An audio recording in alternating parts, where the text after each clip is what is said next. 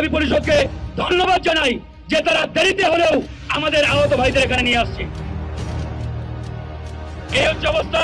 যাই হোক, আমরা আর বিতর্ক বাড়াতে চাই না। আমরা একটা কথাই বলতে চাই, আমাদের যে সকল ভাইরা আহত আছেন তাদেরকে অনতি বিলম্বে পুনর্বাসনের ব্যবস্থা করতে হবে এবং যথাযথ প্রক্রিয়ার মাধ্যমে তাদেরকে সম্মান আমরা দিতে চাই।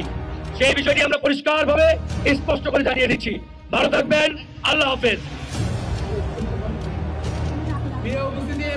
আপনাদের সামনে বক্তব্য নিয়ে আসছেন শহীদ জাবিরের বাবা। আপনারা সবাই বসে বক্তব্য শুনেন।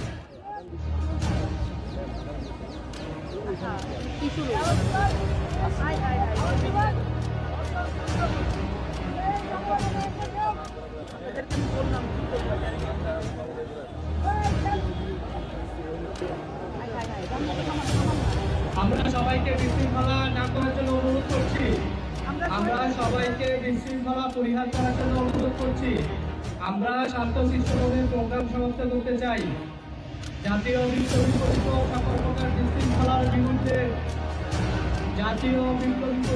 সকল প্রকার বিশৃঙ্খলার বিরুদ্ধে আমরা সবাইকে শান্তশিষ্টভাবে আজকের প্রোগ্রাম বাস্তবায়ন করার জন্য অনুরোধ করছি।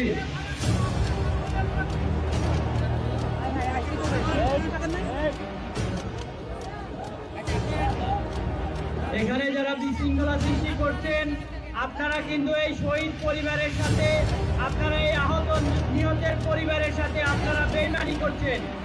আপনারা যারা বিশৃঙ্খলা সৃষ্টি করছেন, আপনারা এই বিপ্লবে যারা শহীদ হয়েছে শহীদ পরিবারের সদস্যদের সাথে আপনারা বিশ্বাসঘাতকতা করছেন। আমরা সবাইকে ধৈর্য ধারণ করার অনুরোধ করছি। আমরা সবাইকে ধৈর্য ধারণ করার অনুরোধ করছি। জাতীয় বিপ্লবী পরিষদ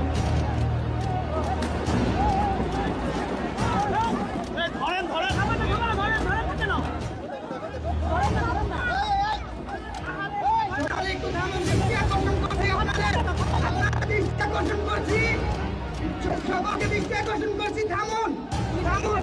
এখানে